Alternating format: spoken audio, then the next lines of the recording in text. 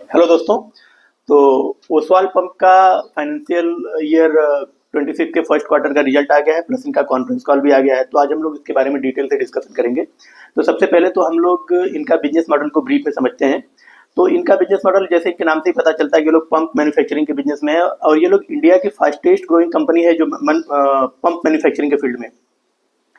और अगर आप इनका प्रोडक्ट पोर्टफोलियो देखेंगे तो इसमें आपको सोलर पंप्स प्लस आपका electric pumps plus solar PV panels and electric Motors और सोलर स्टार्टर, ये सारे प्रोडक्ट ये लोग बनाते हैं। आपको इनके बिजनेस मॉडल के बारे में अगर डिटेल में समझना है तो मेरे चैनल पर एक वीडियो बनी हुई है, कुछ दिन पहले मैंने बनाई थी, जिसमें मैंने ओसवाल पंप का पूरा बिजनेस मॉडल प्लस इनका पीएम कुसुम जो स्कीम है गवर्नमेंट की उससे क्या रिलेशन है, ये लोग कैसे उसको एग्जीक्यूट कर रहे हैं, वो सारी चीज़ें उस पर डिस्कस मैंने की है ब्रीफ में, डिटेल में डिस्कस किया, तो आप वहाँ से देख सकते हैं।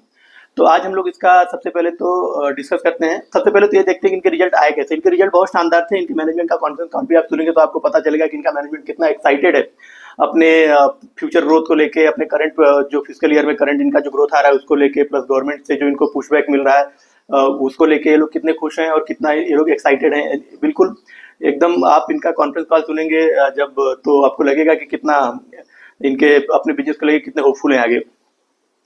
तो ये और ये भी देखिए ना कि इनका जो ग्रोथ आया है वो अपने पूरे सेक्टर में सबसे ज्यादा ग्रोथ आया है। इनका जो सबसे क्लोजेस्ट कॉम्पिटिटर है वो है शक्ति पंप। शक्ति पंप भी लगभग सेम बिजनेस में जिसमें ये लोग हैं। तो शक्ति पंप का रिजल्ट इस बार खराब आया है। उनके जो मैनेजमेंट ने जो गाइडेंस दिया था उससे कम उनका रेवेन्यू ग्रोथ आया है। मैनेजमेंट ने आगे गाइडेंस भी घटाया है, जिसकी वजह से अगर आप देखेंगे तो शक्ति पंप का जिस दिन से रिजल्ट आया है उसी दिन से शक्ति पंप के स्टॉक की पिटाई चालू हो गई। कंटिन्यूस उनका स्टॉक डाउनवर्ड डायरेक्शन में जा रहा है। और आप ओसवाल पंप का रिजल्ट देखिए, इनका 4 तारीख को रिजल्ट आया। 4 तारीख को रिजल्ट आने के बाद से ये एकदम बूम हो रखे हैं। ये कंटिन्यूसली हर दिन इनका स्टॉक प्राइस अपर डायरेक्शन में जा रहा है, ऊपर की तरफ जा रहा है। और इवन कि ये टैरिफ वेरिफ का इतना लफड़ा चल रहा है, इसके बाद भी इनका स्टॉक प्राइस गिर नहीं रहा है। मैं उसमें और एग्जीक्यूट करना चाहता हूँ, लेकिन मुझे और थोड़ा लोअर प्राइस में मैं सोच रहा हूँ कुछ मिल जाए, लेकिन मिल नहीं रहा है। और इवन कि मैं आपको ईमानदारी से बताऊँ तो मैं शक्ति पंप में भी इन्वेस्टेड था, लेकिन शक्ति पंप का जैसे ही रिजल्ट आया उनका मैंने देखा कि उनके मैनेजमेंट के गाइडेंस से भी पुअर परफॉर्मेंस है, आगे गाइडेंस भी घटा रहे हैं उनको। जो रॉ मटेरियल के प्रोक्योरमेंट है उसमें भी उनको इश्यूज फेस करने पड़ रहे हैं। तो मैं तो तुरंत जैसे सुना वैसे मैं सिर पे पैर रख के भागा। मैंने तुरंत सारे स्टॉक सेल कर दिए शक्ति पंप के, और उसके बाद से आप देख रहे हैं कंटिन्यूसली उनका प्राइस गिरते भी जा रहा है डे बाई डे। तो चलिए एनीवे हम लोग इनका सबसे पहले फाइनेंशियल डिस्कस कर लेते हैं कि इनका फाइनेंशियल रिजल्ट आए कैसे हैं। तो इनका जो है रेवेन्यू ग्रोथ आया है 36.8% आया है आपका ईयर ऑन ईयर, एंड 41% आया है क्वार्टर ऑन क्वार्टर। और इनका ऑपरेटिंग इबिट्टा में जो ग्रोथ है 39% आया है ईयर ऑन ईयर, एंड 42% आया है क्वार्टर ऑन क्वार्टर। और इनका जो प्रॉफिट आफ्टर टैक्स है उसमें 34% का ग्रोथ आया है ईयर ऑन ईयर, एंड 48% का ग्रोथ आया है क्वार्टर ऑन क्वार्टर। और इनका जो आरओसी है वो 50% आई है, तो बहुत बढ़िया है। पहले इनका आरओसी 100% के आसपास हुआ करता था, लेकिन इन्होंने कैपिटल मार्केट से उठाया है, आईपीओ लेके आए हैं, तो इसकी वजह से इनका आरओसी डाउन हुआ है। लेकिन वो कोई उसमें कोई ऐसा वरी करने वाली बात नहीं है। क्यों? क्योंकि जब भी आप मार्केट से कैपिटल उठाते हो और उसको एम्प्लॉय करते हो, आप उसका अपने उसमें इन्फ्यूज करते हो बिजनेस में, तो आपका आरओसी गिरता ही है एक बार को। लेकिन आप देखेंगे कि अब के बाद इस क्वार्टर के बाद से जो इनका आरओसी है, अगर ये लोग बिजनेस का परफॉर्मेंस कंटिन्यूसली जारी रहा तो आरओसी अपवर्ड डायरेक्शन में जाता रहेगा। पीएम कुसुम स्कीम के अंतर्गत इन्होंने टोटल 49,000 पंप अभी तक बेचे हैं, सेल किए हैं। और इनका जो टोटल मार्केट शेयर है पीएम कुसुम स्कीम में वो 31% है। ऑर्डर बैकलॉग इनके पास देखेंगे तो इनके पास 30,000 पंप्स का ऑर्डर बैकलॉग ऑलरेडी पड़ा हुआ है, जिसका अगर मोनेटाइज फॉर्म में देखेंगे तो 800 करोड़ रुपए का ऑर्डर इनके पास एडवांस में पड़ा हुआ है, जो इनको अगले 4 से 6 महीने के अंदर एग्जीक्यूट करने हैं। प्लस इन्होंने FY26 का अपना रेवेन्यू का फोरकास्ट दिया है कि 50 से 60% रेट से ये लोग रेवेन्यू ग्रोथ करते रहेंगे। और FY28 तक 29 तक अगले 3 सालों के अंदर इनका जो मीडियम टर्म में गाइडेंस है वो है कि 30-35% के रेट से लोग ग्रो करते रहेंगे। बाकी इनके बारे में बता दिया। हाँ, इनके 2 मैन्युफैक्चरिंग फैसिलिटीज है, दोनों हरियाणा में है। और एक पहली जो मैन्युफैक्चरिंग फैसिलिटी है उसमें ये लोग सोलर पंप्स बनाते हैं, और दूसरी जो मैन्युफैक्चरिंग फैसिलिटी है उसमें ये लोग पीवी पैनल्स बनाते हैं। प्लस इनका जो ग्रोथ अगर आप देखेंगे तो पूरे सेक्टर में हाईएस्ट रेट से ये लोग ग्रो कर रहे हैं पिछले 2-3 साल से कंटिन्यूसली। इनका आईपीओ लास्ट ईयर आया, लास्ट ईयर में अभी शायद 2-3 महीने पहले इनका आईपीओ आया था, तब से भी इनका परफॉर्मेंस देखेंगे तो अपने सेक्टर में सबसे फास्टेस्ट ग्रो करने वाली कंपनी है। तो चलिए अब आगे हम इनका कॉन्फ्रेंस कॉल के बारे में डिस्कस करते हैं। हेलो दोस्तों। तो सबसे पहले मैं ये कहना चाहूँगा कि कॉन्फ्रेंस कॉल को हमेशा मैनेजमेंट से सुनना चाहिए। कॉन्फ्रेंस कॉल को मैनेजमेंट से जब आप सुनते हैं तो आपको पता चलता है कि इंटरनली उस बिजनेस में चल क्या रहा है, चाहे वो अपना डोमेस्टिक मार्केट हो, इंडिया हो, या ओवरसीज जो इंडिया के बाहर के मार्केट में क्या चल रहा है, मैनेजमेंट की साइट्स क्या हैं, मैनेजमेंट से बहुत सारी ऐसी चीज़ें हमको पता चलती हैं, बिजनेस की इनसाइट्स के बारे में बहुत सारी ऐसी चीज़ें पता चलती हैं जो जनरली लोगों को पता नहीं होती हैं। अभी चैट जीपीटी है या एआई का ज़माना है, तो लोग उसमें क्या करते हैं कि उसके सर्च कर लेते हैं उसमें, तो उसमें आपको मैनेजमेंट का आपको डिटेल डाटा मिल जाता है, लेकिन मैनेजमेंट का क्या थॉट प्रोसेस है, मैनेजमेंट किस पर्सपेक्टिव से अपने बिजनेस को आगे देखती है, और जो मैनेजमेंट का आगे इनसाइट्स है वो चैट जीपीटी या आपको अदर डाटा से पता नहीं चलता है।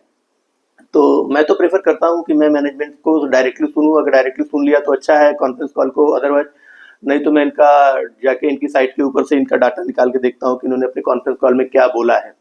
वो सुन के आपको इनके बिजनेस के बारे में डीपली एक्सपीरियंस होता है कि एक्चुअल में हो क्या रहा है। जैसे अभी आप ओसवाल पंप का जो बिजनेस है, इनके जो सीएमडी है विवेक गुप्ता जी को सुनिए तो आपको पता चलेगा कितना मतलब उनकी आवाज में कितना जोश है, और उनकी बातों से आपको पता चलेगा कि एक्चुअली में इस पूरी इंडस्ट्री में जो सोलर पंप की इंडस्ट्री है, सोलर पंप की इंडस्ट्री में हो क्या रहा है इंटरनली, गवर्नमेंट उनको कैसे पुश कर रही है, ओवरसीज मार्केट में इनको कैसा दिखाई दे रहा है, इंडिया में अगर गवर्नमेंट ने कल को सोलर पंप को पुश करना बंद कर दिया तो उस सेक्टर में क्या होगा। ये सारी चीजें जब आप मैनेजमेंट को सुनते हैं तब आपको समझ में आता है। और विवेक गुप्ता जी को सुनिए, आपको बहुत अच्छा फील होगा, बहुत बढ़िया उनका कॉन्फ्रेंस कॉल रहा और आई रियली एंजॉयड। तो चलिए हम उनके देखते हैं कि उन्होंने क्या बोला है अपने कॉन्फ्रेंस कॉल में। तो सबसे पहले उन्होंने अपने कैपेक्स के बारे में बताया। इन्होंने बोला था कि हमने 840 करोड़ के रुपीज का आईपीओ से फंडिंग लिया था, और उस 840 करोड़ में से हमने ऑलमोस्ट 360 करोड़ रुपीज अपने कैपेक्स में लगा दिया। 360 करोड़ रुपए जो कैपेक्स में लगाया है उसमें ये लोग आपको जैसे पता ही होगा कि जितना डिमांड है, ये लोग मैनेजमेंट बोल रहे हैं कि हम उतना डिमांड को मार्केट में सोलर पंप की पूरी नहीं कर पा रहे, क्योंकि हमारे कैपेसिटी हमारा जो मैन्युफैक्चरिंग कैपेसिटी उसका लिमिटेशन है। 2 लाख पंप से ज्यादा ये लोग मैन्युफैक्चर नहीं कर पाते हैं एक साल में। तो इस मैन्युफैक्चरिंग कैपेसिटी को बढ़ा रहे हैं लोग, 2 लाख से इसको बढ़ा के 5 लाख पंप पर ईयर तक लेके जा रहे हैं। तो उसमें इन्होंने कैपेक्स का पैसा लगाया है, और पैसा इन्होंने लगाया कि ये वैसे तो ये फुल्ली इंटीग्रेटेड है, लेकिन इनको सोलर पैनल के कुछ पार्ट्स ऐसे होते हैं जो इनको बाहर से किसी थर्ड पार्टी सप्लायर से इनको लेने पड़ते हैं उसको अपना असेंबल करने के लिए। तो ये बोल रहे हैं कि वो थर्ड पार्टी सप्लायर से भी इनको आगे ना लेना पड़े कुछ जो कंपोनेंट है सोलर पैनल के, तो उसके लिए ये लोग खुद का अपना प्लांट एक हरियाणा में लगा रहे हैं, जिसका कमीशनिंग स्टार्ट हो गया है और उसका लेकिन अभी प्रोडक्शन में आया नहीं है। तो उसमें भी इन्होंने अपने कैपेक्स का जो आईपीओ का कुछ पैसा वहां पर इन्फ्यूज किया है। प्लस इनका ये कहना है कि ये अपना इसके बाद जो बाकी बचता आईपीओ का पैसा उसको लोग अपने वर्किंग कैपिटल में इन्फ्यूज कर रहे हैं। फिर आगे इनसे एक एनालिस्ट ने गाइडेंस को लेकर क्वेश्चन किया कि आगे इनके मैनेजमेंट का अपने ग्रोथ को लेकर क्या प्रोजेक्शन है, क्या गाइडेंस है। तो इनके मैनेजमेंट ने बोला कि इनका जो रेवेन्यू ग्रोथ का गाइडेंस है वो FY26 के लिए तो 50 से 60% का है, प्लस जो मीडियम टर्म मीन्स अगले 3 से 4 सालों तक इनका रेवेन्यू ग्रोथ का गाइडेंस है 30 से 35% इनका नेक्स्ट 3 से 4 सालों में इनका रेवेन्यू ग्रोथ एवरेज आएगा। मार्जिन के लिए इनके मैनेजमेंट ने बोला कि मार्जिन इनका ये लोग सस्टेन करेंगे। इनका अभी का करंट मार्जिन 18 साढ़े 18% है, उसको ये लोग बढ़ा के 20% तक लेके जाएंगे। सस्टेन तो करेंगे, साथ ही साथ ये लोग उसको बढ़ा के 20% तक लेके जाएंगे, और FY26 में ये लोग इस मार्जिन को 20% तक इनका मैनेजमेंट ने बोला है कि बढ़ा के ले जाएंगे। एक्सपोर्ट रेवेन्यू के लिए इनके मैनेजमेंट का कहना है कि जो अभी इनका एक्सपोर्ट रेवेन्यू 4% है, और उसको ये बढ़ा के FY26 by the end of FY26 ये लोग 6% तक लेके जाने का टारगेट है इनका। बाकी पंप मैन्युफैक्चरिंग कैपेसिटी को ये लोग बढ़ा ही रहे हैं, 2 लाख से 5 लाख लेके जा रहे हैं। और आगे फिर एक एनालिस्ट ने इनसे नए प्रोडक्ट डेवलपमेंट के बारे में क्वेश्चन किया, तो इन्होंने बोला था कि हमारे पास पाइपलाइन में बहुत सारे नए प्रोडक्ट्स हैं जिनके ऊपर हमारी R&D टीम काम कर रही है, और कुछ प्रोडक्ट हमारे रेडी हो गए जिनको हम लोग लॉन्च कर रहे हैं। तो अभी ये लोग थर्ड क्वार्टर में एक हेलिकल पंप है इनका जो ये लोग थर्ड क्वार्टर में लॉन्च करेंगे, और मार्केट से उसको एज ए पायलट प्रोजेक्ट ये लोग लॉन्च कर रहे हैं। तो मार्केट से उसका रिस्पॉन्स और मार्केट में उसका क्या डिमांड है, सारी चीजें ये लोग देखेंगे। अगर उसको इनका आगे फर्दर रिस्पॉन्स और डिमांड आगे अच्छा लगता है तो देन ये उसको फिर बल्क प्रोडक्शन उसका स्टार्ट करेंगे। सेम ऐसे ही इनका बोलना है कि हम Q4 में कुछ ये अपना कुछ और पंप्स कर रहे हैं, जैसे क्या बोलते हैं उसको, बॉयलर फीड पंप, एक बॉयलर फीड पंप है जिसको लोग Q4 में लॉन्च करेंगे, उसको भी पायलट प्रोजेक्ट के तौर पर लॉन्च करेंगे। फिर फर्दर मार्केट का उसका डिमांड और एक्सेप्टेंस देखने के बाद उसका बल्क प्रोडक्शन स्टार्ट करेंगे। एज वेल एज इनके पास नए प्रोडक्ट हैं, जैसे इंडस्ट्रियल पंप है, केमिकल पंप है, प्रेशराइज्ड पंप है, और भी बहुत सारे पंप्स हैं। तो ये लोग इसको हर क्वार्टर में कुछ न कुछ प्रोडक्ट लॉन्च करते रहेंगे, और उसका मार्केट की डिमांड और उसका कैसा कंडीशन है ये देखने के बाद ही फिर उसका बल्क प्रोडक्शन स्टार्ट करेंगे। आगे ऑर्डर बुक के बारे में इन्होंने अपने बताया कि इनके पास करंट में 30,000 पंप्स का ऑर्डर है, जिसका अगर मोनेटाइज फॉर्म में वैल्यू देखेंगे तो 800 करोड़ रुपए के आसपास आता है। तो जिसको इनको अगले दो क्वार्टर्स में, अगले 6 महीने में इनको ये ऑर्डर्स एग्जीक्यूट करने हैं। तो एक एनालिस्ट ने से पूछा भी कि आपके पास तो केवल अगले 2 क्वार्टर्स के लिए ऑर्डर है, तो उसके बाद आप लोग क्या करेंगे? तो मैनेजमेंट ने ये बोला कि हम लोगों को जो गवर्नमेंट से टेंडर हम लेते हैं, गवर्नमेंट से जो हमको गवर्नमेंट का कंडीशन है कि आप जो टेंडर ले रहे हैं उसको विदिन 120 या 150 डेज के अंदर आपको पूरा का पूरा इंस्टॉल करके पूरा फिनिश करना होता है। तो इनकी जो कैपेसिटी है उस कैपेसिटी के अकॉर्डिंग ये 30,000 से ज़्यादा पंप्स ये लोग करंट में इंस्टॉल नहीं कर सकते विदिन 150 डेज। इसीलिए ये लोग 30,000 पंप्स का ऑर्डर इन्होंने लिया हुआ है। बाकी इनका कहना है कि हमारे पास ऑर्डर्स की कोई कमी नहीं है, अगर हम चाहेंगे तो अभी हमको 30,000 और पंप्स का ऑर्डर मिल जाएगा गवर्नमेंट से, लेकिन हम लेके क्या करेंगे, क्योंकि हम उसको पूरा तो कर नहीं पाएंगे। तो जब तक हमारी कैपेसिटी इनहेंस होकर 2 लाख पंप से 5 लाख पंप तक की नहीं हो जाती, तब तक हम लोग उतने ही ऑर्डर ले रहे हैं, एक्सेप्ट कर रहे हैं जितने ऑर्डर हम लोग अगले 150 डेज में 120 डेज में कंप्लीट करके गवर्नमेंट के टारगेट को अचीव कर सके। तो इसलिए लोग ले नहीं रहे, ऑर्डर्स की कोई कमी नहीं है। देखिए इनका मैनेजमेंट का ये भी कहना है कि हमें एक्सपोर्ट से जितने ऑर्डर मिल रहे हैं उसको हम आधे से भी आधा भी नहीं रिसीव कर रहे, बाकी हम पूरा लूज कर दे रहे हैं। क्यों? क्योंकि हमारी कैपेसिटी नहीं बना के देने की। और ऐसे ही अलग अलग स्टेट से लोग बहुत सारे ऑर्डर्स हैं जिनको ये लोग लूज कर दे रहे हैं, क्योंकि इनकी वही कैपेसिटी का लिमिटेशन लग जाता है। तो इसलिए गवर्नमेंट बोली हमारे पास ऑर्डर का आगे आने वाले इनफ्लो का कोई इशू नहीं है, आगे 7-8 सालों तक इनको अपना बिजनेस सेफ नजर आता है।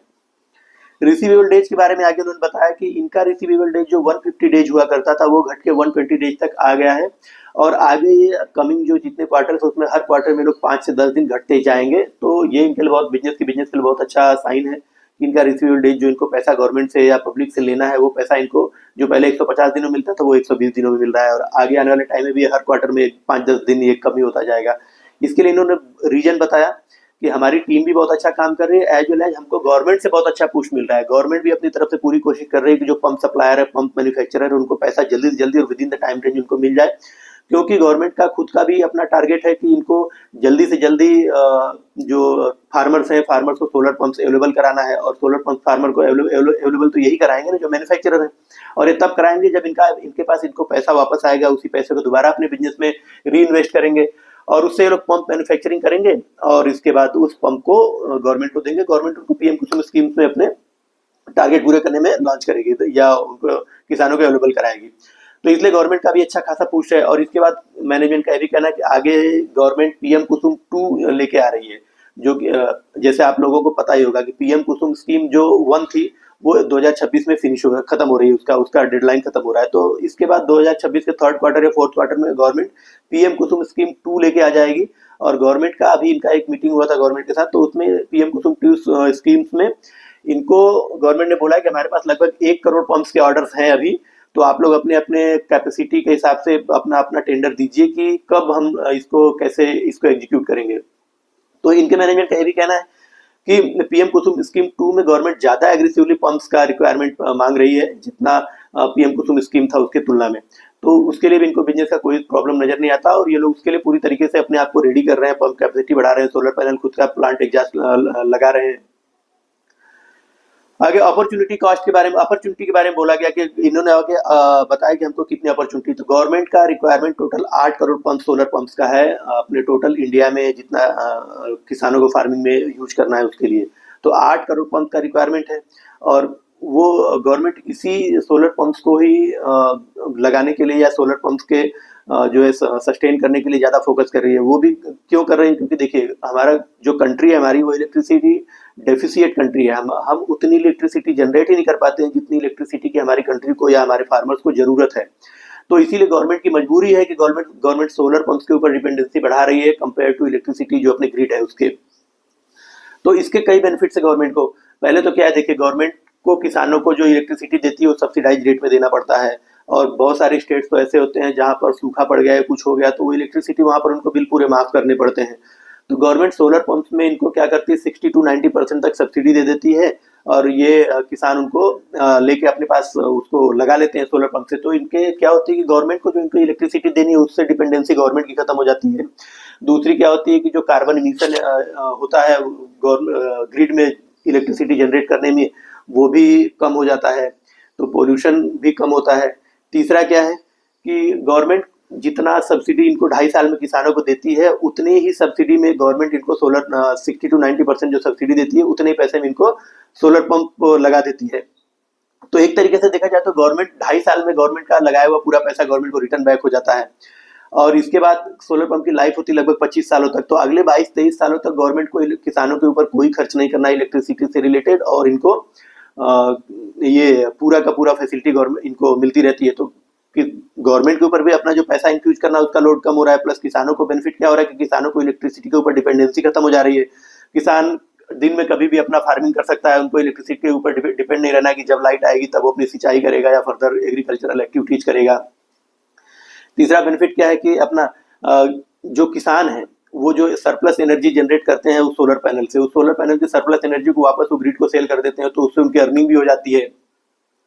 तो ये सारी बेनिफिट्स हैं। और अपॉर्चुनिटी कॉस्ट के बारे में हम आगे बात करें कि 8 करोड़ सोलर पंप का रिक्वायरमेंट है, जिसमें गवर्नमेंट सोलर पंप को पुश कर रही है।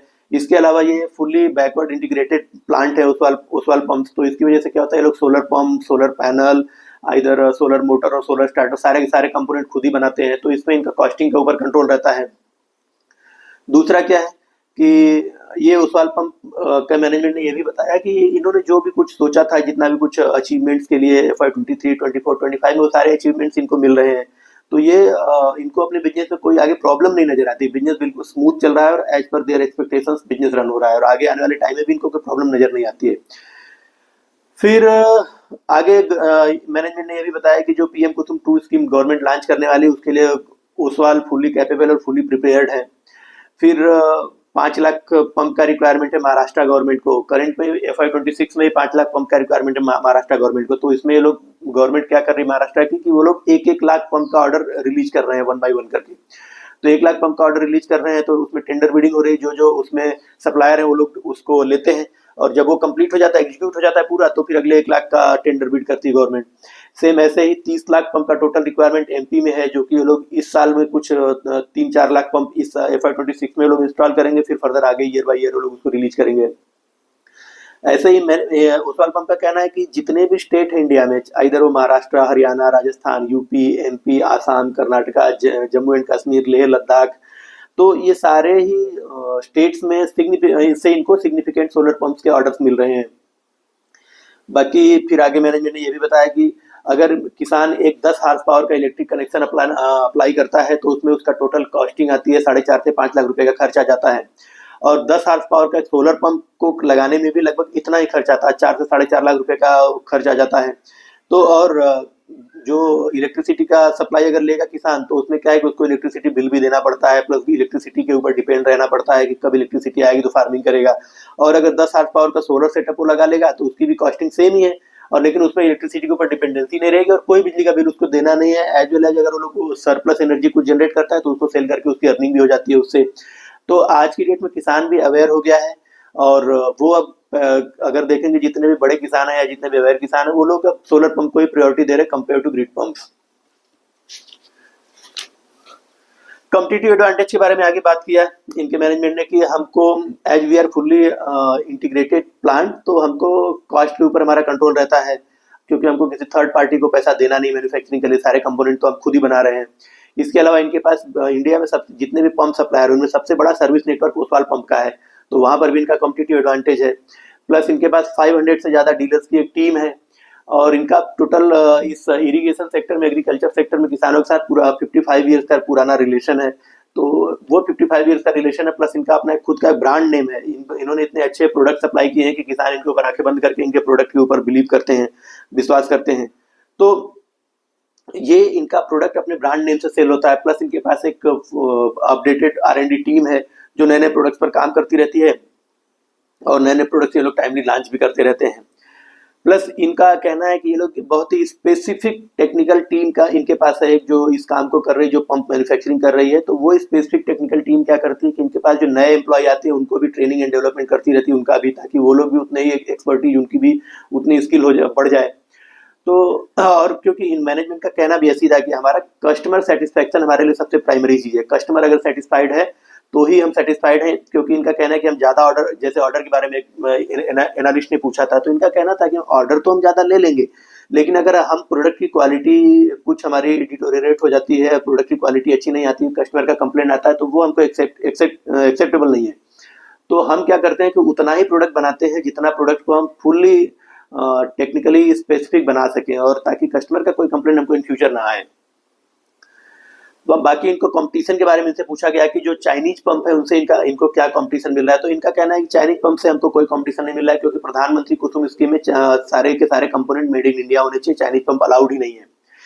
पंप की कॉस्टिंग के बारे में इन्होंने बताया कि इनके पास 3 हार्स पावर का जो पंप है उसकी कॉस्टिंग आती है 1.5 लाख से 1.8 लाख, 5 हार्स पावर की कॉस्टिंग 2.5 लाख आती है, 7.5 हार्स पावर की कॉस्टिंग इनकी 3.5 लाख आती है, और जो 10 हार्स पावर की मोटर यूरो सोलर पंप बनाते हैं उसका कॉस्टिंग 4.5 लाख रुपए के आसपास आता है। और गवर्नमेंट इनके रिस्क के बारे में पूछा गया कि अगर कल को गवर्नमेंट ने प्रधानमंत्री कुसुम स्कीम बंद कर दिया तो इनके बिजनेस के ऊपर क्या रिस्क आएगा, तो मैनेजमेंट का कहना है कि हमको कोई रिस्क नहीं है, क्योंकि अगर गवर्नमेंट ने प्रधानमंत्री कुसुम स्कीम बंद भी कर दी तो भी हमारे पास जो डोमेस्टिक ऑर्डर थे वो इतने ज्यादा हैं कि हम उनको ही नहीं ले पाते हैं, हम उनको छोड़ देते हैं, दूसरे का जो प्लेयर है वो ले रहे हैं उनको, क्योंकि हमारी कैपेसिटी की लिमिटेशन की वजह से हम वो नहीं ले पाते, प्लस एज वेल एज हम एक्सपोर्ट के ऑर्डर भी आधे से कम ही ले रहे हैं, हम चाहे तो वहाँ पे अपनी कैपेसिटी बढ़ा सकते हैं। तो ये सारे ऑर्डर जो हम अभी लूज कर रहे हैं, ये सारे के सारे ऑर्डर हम वापस ग्रैब करना शुरू कर देंगे जिस दिन पीएम कुसुम स्कीम बंद हो गई। तो हमारे पास अगले कई सालों तक, आने वाले 7-8 सालों तक बिजनेस में कोई भी ड्रा डाउन नहीं दिखता है। कंप्यूटर के बारे में इनसे पूछा गया कि जो इंडिया में इनके कंप्यूटर कई सारे हैं, जैसे शक्ति पंप है, रोटो पंप है, तो इनका बोलना है कि कंप्यूटर से इनको कोई प्रॉब्लम नहीं पड़ता, कोई फर्क नहीं पड़ता, क्योंकि कंप्यूटर जितने भी हैं इनके कोई भी फुल्ली इंटीग्रेटेड नहीं है, और सारे के सारे अभी के करंट ईयर में रॉ मटेरियल के प्रिक्योरमेंट के इश्यू से परेशान है, उनको रॉ मटेरियल मिल नहीं रहा है, तो इसी वजह से आप देखेंगे शक्ति पंप का रिजल्ट भी खराब आया, जितना गाइडेंस दिया उन्होंने उतना उन्होंने परफॉर्म नहीं किया है। लेकिन इनका ये अपने गाइडेंस से भी ज्यादा परफॉर्म कर रहे हैं, 50-55% का इनका ग्रोथ आ रहा है। तो इनको रॉ मटेरियल के प्रोक्योरमेंट में कोई इशू नहीं, क्योंकि ये लोग सारा तो फुल्ली इंटीग्रेटेड इनका है, केवल ये लोग सोलर पैनल के कुछ पार्ट्स हैं जो ये लोग बाहर से थर्ड पार्टी से लेते हैं, उनके साथ भी, जैसे प्रीमियम एनर्जी है, जुपिटर एनर्जी है, इनके साथ इनका एमओयू साइन हो चुका है अगले 1 साल का, इनके प्राइस उनके साथ फिक्स हो चुके हैं, प्लस एज वेल एज इनका जो है कि ऑर्डर से ये लोग दे चुके हैं, तो ये सारी चीजें इनका नेगोशिएशन पूरा हो चुका है, तो अगले 1 साल तक इनको जो सोलर पैनल की मैन्युफैक्चरिंग में भी कोई प्रॉब्लम नहीं आने वाली है। प्लस इन्होंने आगे बताया कि इन्होंने आईपीओ से 840 करोड़ की फंडिंग ली थी, जिसमें 330 करोड़ इन्होंने अपने डेट रिडक्शन में लगाया है, अपना कर्ज कम किया है, 360 करोड़ इन्होंने अपने कैपिटल एक्सपेंडिचर में लगाया है पंप और सोलर पैनल में, प्लस जो बाकी का पैसा है उसको ये लोग वर्किंग कैपिटल की रिक्वायरमेंट को पूरा करने में इन्होंने लगाया है। प्रोडक्ट बाइफरकेशन के बारे में इन्होंने बताया कि इनका 50% रेवेन्यू सोलर पंप से जनरेट होता है, 50% रेवेन्यू नॉन सोलर पंप से जनरेट होता है। इन्होंने अपनी सप्लाई कैपेसिटी के बारे में बताया था कि FY24 में इन्होंने 1 लाख पंप सप्लाई किए थे, FY25 में इन्होंने 1.6 लाख पंप सप्लाई किए थे, और FY26 में इनका टारगेट है 2.4 लाख पंप सप्लाई करने का। तो इसके पॉइंट ऑफ व्यू से अगर आप देखते हैं कि इनका टोटल फॉरवर्ड पी क्या निकल के आता, तो इनका टोटल फॉरवर्ड पी जो है 1 साल का 25 निकल के आता है, और करंट पी इनका 32 है। तो अगर आपको 35-40% से ग्रो कर रही कंपनी, मतलब अभी तो इस करंट ईयर में तो 50-60% से ग्रो करेगी, आगे 4-5 सालों का जो मैनेजमेंट का गाइडेंस है उसमें भी ये लोग 35-40%, 30-35% से ग्रो करने वाली कंपनी, और आपको 25 के फॉरवर्ड पी में मिल रही, तो बहुत अच्छी डील है। और अभी तो इनके पास पूरा ग्रोथ का रोड मैप भी बाकी, अभी तो 8 करोड़ पंप का इंस्टॉलमेंट होना बाकी है, और इनकी कैपेसिटी है ही कितनी, 2 लाख पंप की। तो इनके मुझे नहीं लगता कि अगले आने वाले सालों में, कई सालों में भी इनका बिजनेस के ऊपर कोई ड्रा डाउन आएगा, कोई प्रॉब्लम आएगा, अच्छे वैल्यूएशन पे भी मिल रही है, बस बिजनेस का स्कोप भी काफी अच्छा है, सब कुछ अच्छा दिख रहा है बिजनेस में, कोई भी ड्रा डाउन, कोई भी ड्रॉबैक तो दिखता नहीं अभी करंट में। बाकी फर्दर अगले क्वार्टर में जब इनका रिजल्ट आएगा, कॉन्फ्रेंस कॉल आएगा, तो फिर तो उनको एनालिसिस करेंगे। आपको इससे कोई रिलेटेड कोई क्वेश्चन हो, पूछा और क्वेरी हो, तो आप जरूर कमेंट बॉक्स में डालिए। Thank you.